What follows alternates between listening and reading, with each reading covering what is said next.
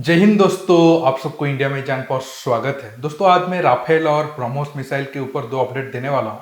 आप सबको पता होगा कल भारत की तरफ से फ्रांस को ये कहा गया है कि राफेल का मेंटेनेंस हब अब इंडिया में बनाया जाए, क्योंकि एशिया में बहुत सारे देश भारत के अलावा फ्रांस की राफेल फाइटर एयरक्राफ्ट को खरीदे हैं, तो उन्हें मेंटेनेंस की जरूरत होगी। तो अगर भारत में मेंटेनेंस हब बनता है तो सिर्फ भारत के साथ साथ बहुत सारे देशों को भी फायदा होगा।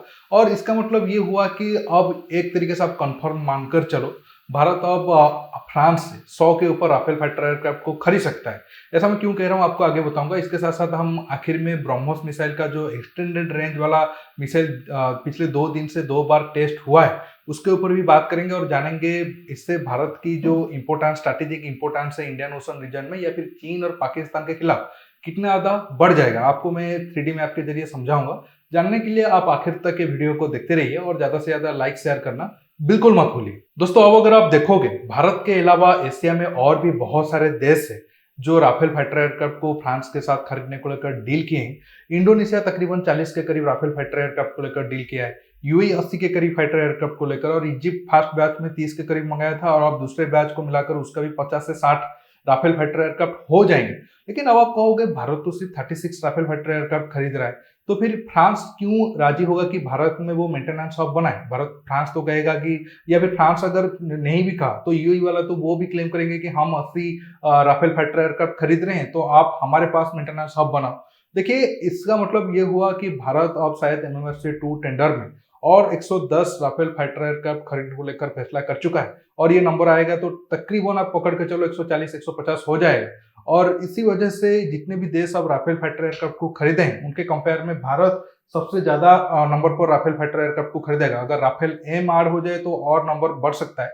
इसी वजह से फ्रांस बिल्कुल भी मतलब डिसएग्री नहीं करेगा कि भारत की मांग को कि नहीं, हम भारत में मेंटेनेंस हब नहीं बनाते हैं। अगर भारत के अंदर मेंटेनेंस हब बन गया तो हमें बहुत ज्यादा फायदा होगा। हमें राफेल फाइटर एयरक्राफ्ट को फ्रांस भेजना नहीं होगा, या फिर कोई और देश में अगर फ्रांस सेटअप करता है तो वहां पर भेजना नहीं होगा।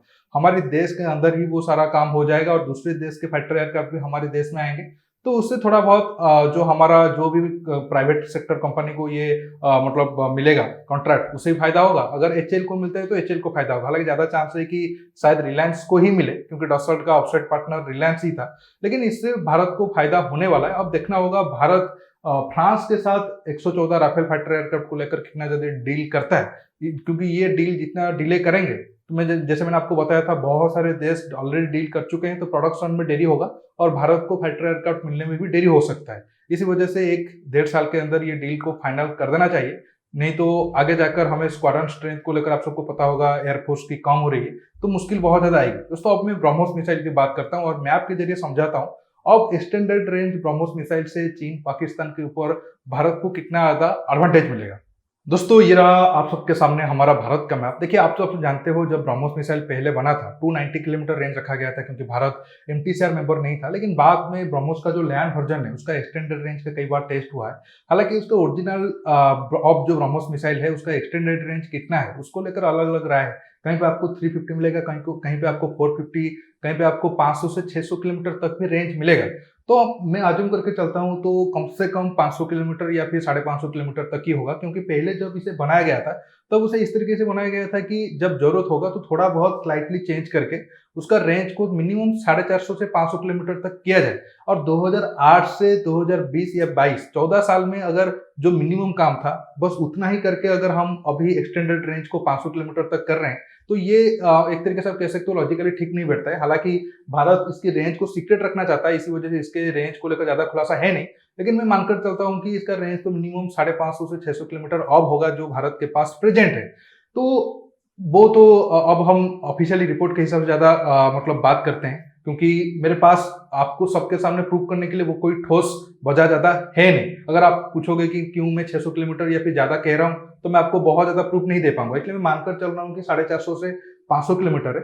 कल इंडियन नेवी शिप जो INS विशाखापट्टनम है उससे टेस्ट किया गया था, और आज अंडमान निकोबार में एक निकोबार आइलैंड में ब्रह्मोस का जो एक्सटेंड रेंज है लैंड वर्जन का उसका टेस्ट किया गया है। देखिए अब अगर हम अंडमान निकोबार आइलैंड में अगर लैंड वर्जन की बात करें, यहाँ से 500-600 किलोमीटर दूर से फायर करेंगे तो जो स्टेट ऑफ मलाका है उस रीजन में अगर कोई चाइना का शिप्स आ रहा है या फिर चाइना का अगर इस एरिया में आगे जाकर म्यांमार में हो गया या फिर इस एरिया में कुछ इंफ्रास्ट्रक्चर वगैरह बनाता है तो उसे टारगेट करने में हमें थोड़ा आसान होगा। लेकिन इस एरिया में लैंड वर्जन का उतना ज़्यादा फायदा होगा नहीं। जो हमारे नेवी शिप से मिसाइल लगेंगे वो ज़्यादा आगे जाकर तबाही मचा पाएंगे साउथ चाइना सी में, इस एरिया में, क्योंकि इस एरिया में बहुत सारा चाइना का इंफ्रास्ट्रक्चर बना हुआ है जस्ट एंट्री पॉइंट पर साउथ चाइना सी में। तो इस वाले एरिया पे बहुत ज़्यादा फायदा होगा।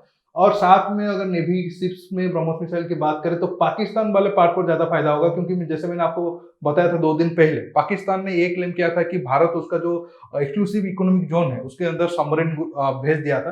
तो अब अगर हमारे पास 450 से 500 किलोमीटर वाला रेंज वाला ब्रह्मोस मिसाइल होगा तो हम पाकिस्तान की स्ट्रैटेजिक जो स्पेशल एक्सक्लूसिव इकोनॉमिक जोन है उस एरिया से बहुत पीछे रहकर भी कराची और ग्वादर जैसी इंपोर्टेंट सिटी को टारगेट कर सकते हैं। इससे पाकिस्तान को बहुत ज्यादा झटका होगा, क्योंकि पाकिस्तान के पास ऐसा कोई हथियार नहीं वो इतना दूर हमारे नेवी सीज को टारगेट कर पाए। अगर हम लैंड वर्जन की बात करें, अगर ब्रह्मोस मिसाइल का रेंज जो लैंड वर्जन वाला है 500 से 550 किलोमीटर तक हो गए तो फिर पाकिस्तान के लिए बहुत ज्यादा दुख की बात होगी, क्योंकि अब आपको पता होगा यूक्रेन रशिया जंग में कैसे जो मिड रेंज की बैलिस्टिक मिसाइल है या फिर क्रूज मिसाइल है उसका कितना ज्यादा इस्तेमाल हो रहा है। तो भारत ब्रह्मोस मिसाइल का इस्तेमाल करके पाकिस्तान के जो भी बड़े बड़े सिटी बॉर्डर एरिया पर है उसे तबाह कर सकता है और पाकिस्तान के पास कोई ज्यादा जवाब होगा नहीं। अब अगर चीन की बात करें तो हम लद्दाख से लेकर ये नॉर्थ ईस्ट वाला रीजन में, हालांकि चाइना का तो इस एरिया में ज्यादा पॉपुलेशन नहीं रहता है, लेकिन अंदर जो उनका मिलिट्री उनका इंस्टॉलेशन होगा उसको हम टारगेट कर पाएंगे ब्रह्मोस का जो एक्सटेंडेड रेंज वाला मिसाइल होगा। अब आप समझ गए होंगे ब्रह्मोस का रेंज जितना ज्यादा बढ़ेगा तो चीन पाकिस्तान के लिए ज्यादा मुश्किल आएगा। अब आप इस टॉपिक पर क्या सोच रहे हो, या फिर अगर आपके कोई सवाल एक्स्ट्रा होगा तो नीचे कमेंट बॉक्स में कमेंट करके बताइए। और ये वीडियो को ज्यादा से ज्यादा लाइक शेयर करने के साथ साथ आप मेरे चैनल को सब्सक्राइब करिए और सब्सक्राइब बटन के पास जो बेल आइकन है उसे प्रेस करिए ताकि आगे आप मेरे आने वाले वीडियो को मिस ना कर सके। दोस्तों रुकता हूँ, बहुत जल्द और एक नया टॉपिक के साथ मिलूंगा। नमस्कार, जय हिंद।